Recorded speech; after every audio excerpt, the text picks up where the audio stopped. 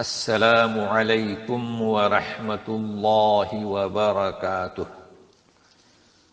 Daily one page کے شعبے سے آج کے پیج کا نمبر ہے 467 اور اس پیج پر گزشتہ کی سورۃ الزمر کا اختتام اور آخری آیت اور سورۃ غافر جس کا دوسرا نام المؤمن کا آغاز۔ تو سورۃ الزمر کی آخری آیت نمبر ہے 75 اور سورۃ غافر المؤمن کی آیات نمبر 01 سے لے کے 07 تک۔ اعوذ باللہ من الشیطان الرجیم۔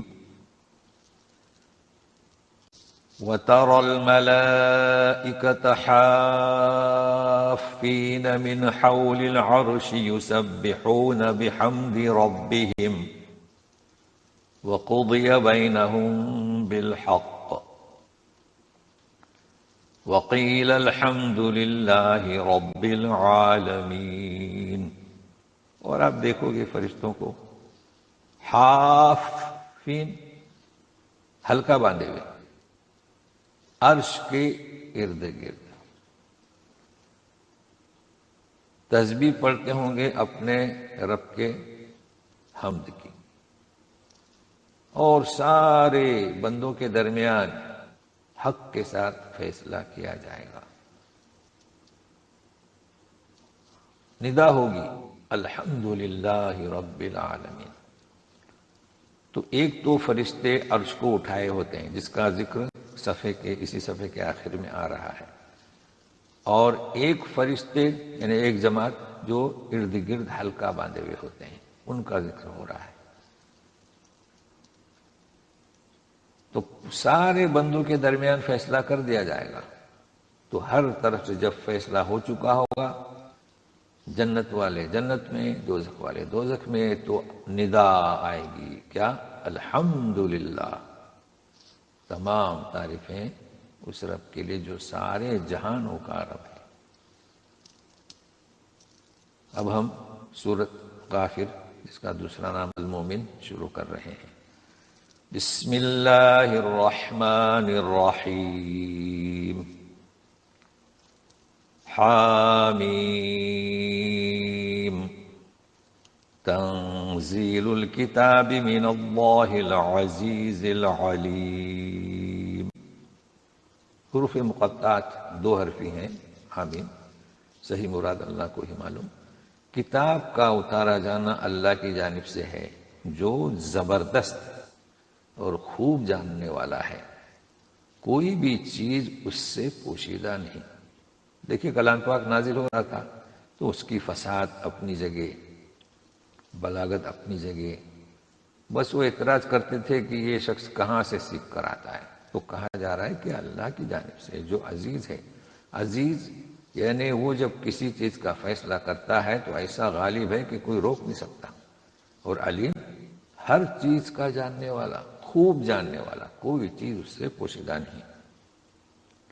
اس کے باوجود بھی وہ مغفرت کرنے والا ہے۔ تو سنیے، غافر الذنب وقابل التوب شدید العقاب ذی الطول لا الہ الا ہو الیہ المصیر۔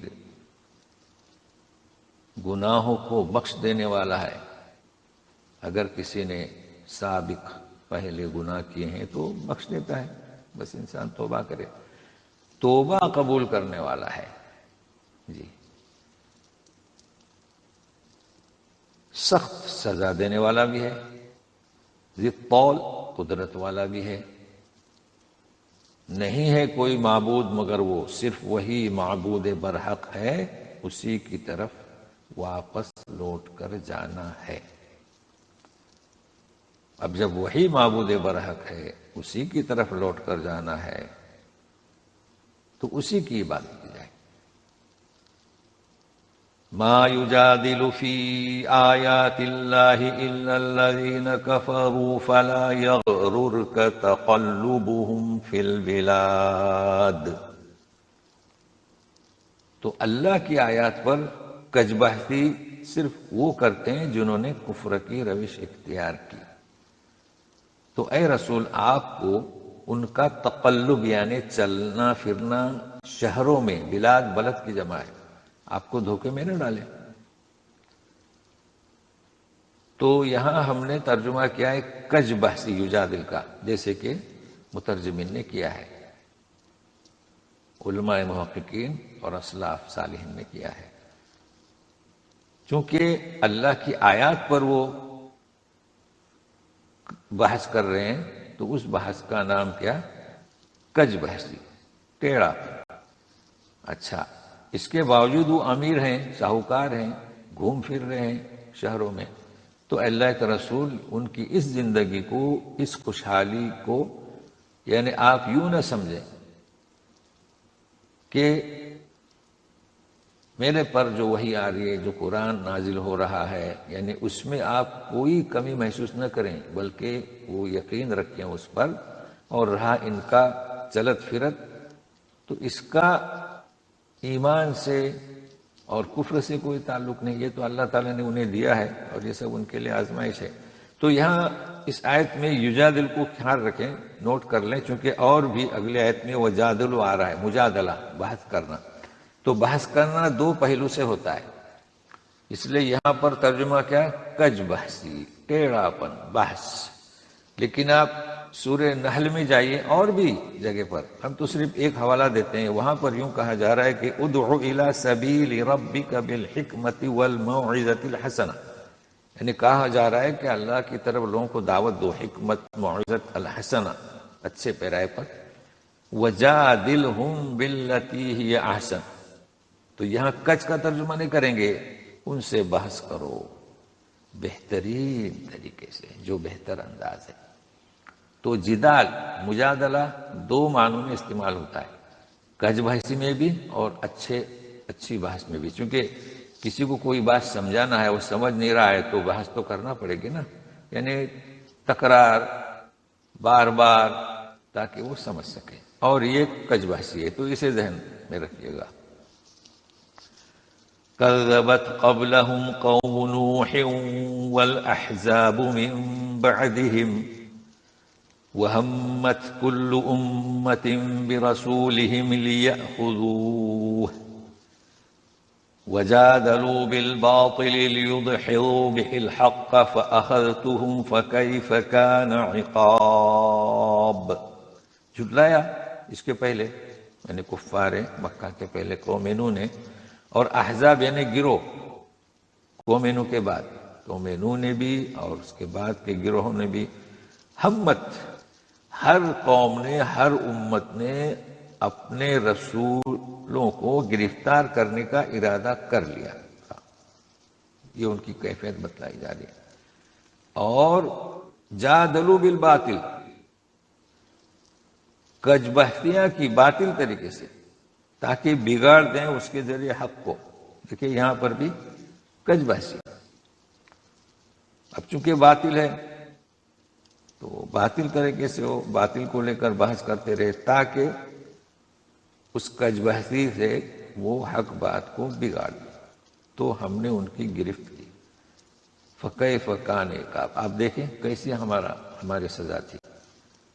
تو قوم نوح کو دیکھیں اور قوم نوح کے بعد دیکھیں جو قومیں گزری ہیں، یہ بتایا جا رہا ہے. اب ان کے بارے میں کیا فیصلہ ہوا، اور اس کی وجہ یہ کہ کج بحثی کی بنیاد پر. وَكَذَلِكَ حَقَّتْ كَلِمَةُ رَبِّكَ عَلَى الَّذِينَ كَفَرُوا أَنَّهُمْ أَصْحَابُ النَّارِ، اسی طرح تیرے رب کی بات ثابت ہو چکی. وہ کیا؟ کن پر؟ کافروں پر. اور وہ کیا بات ثابت ہو چکی؟ کہ وہ نار والے ہیں، یعنی جہنم والے ہیں. چونکہ انہوں نے ضد کی، عقل سلیم کو استعمال نہیں کیا، رسول، آیات، نشانے آنے کے بعد بھی انکار کیا، تو اللہ تعالیٰ کی جانب سے اب کیا ثابت ہو گئی بات، یعنی مہر لگ چکی. کہ وہ ایمان نہیں لائیں گے تو ان کے لیے عذاب۔ اب فرشتوں کا ذکر ہو رہا ہے، اس صفحے کے شروع میں بھی فرشتوں کا ذکر ہے، اب آخری آیت میں بھی فرشتوں کا ذکر ہے۔ البتہ پہلی سطر میں عرش کے ارد گرد حلقہ باندھے ہوئے اور اب عرش کو اٹھانے والے، حالانکہ ان کا بھی ذکر ہے ارد گرد والوں کا، تو سنیے۔ الذين يحملون العرش ومن حوله يسبحون بحمد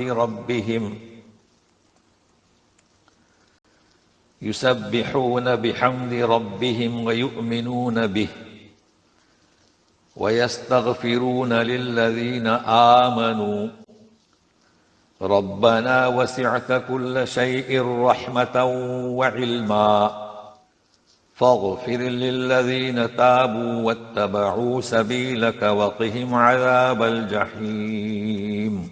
جو عرش کو اٹھائے ہوئے فرشتے اور جو اس عرش کے ارد گرد ہیں، دونوں کا ذکر ہوا، تسبیح پڑھتے ہیں اپنے رب کی حمد کی اور اس پر ایمان لاتے ہیں اور بخشش طلب کرتے ہیں۔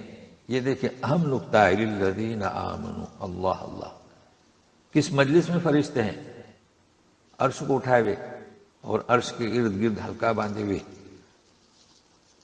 دعا کرتے ہیں مومنین کے لیے، ہم سب کے لیے۔ ربنا، رحمت اور علم سے تو نے ہر چیز کو گھیر رکھا ہے، یعنی ذکر کرتے ہیں اللہ کی تعریف۔ فاغفر للذین تابوا، جو توبہ کریں انہیں معاف کر دے اور تیرے راستے کی پیروی کریں اور انہیں عذاب جہنم سے بچا۔ دیکھیں جہنم کسے کہتے ہیں، اس کے پہلے ہم بیان کر چکے ہیں۔ ایک ہوتی ہے نار، ایک ہوتی ہے سلگتی ہوئی نار، ایک ہوتی ہے بھڑکتی ہوئی نار، تو اس کے لیے سعیر کا لفظ آیا ہے، سعیر، بھڑکتی ہوئی نار۔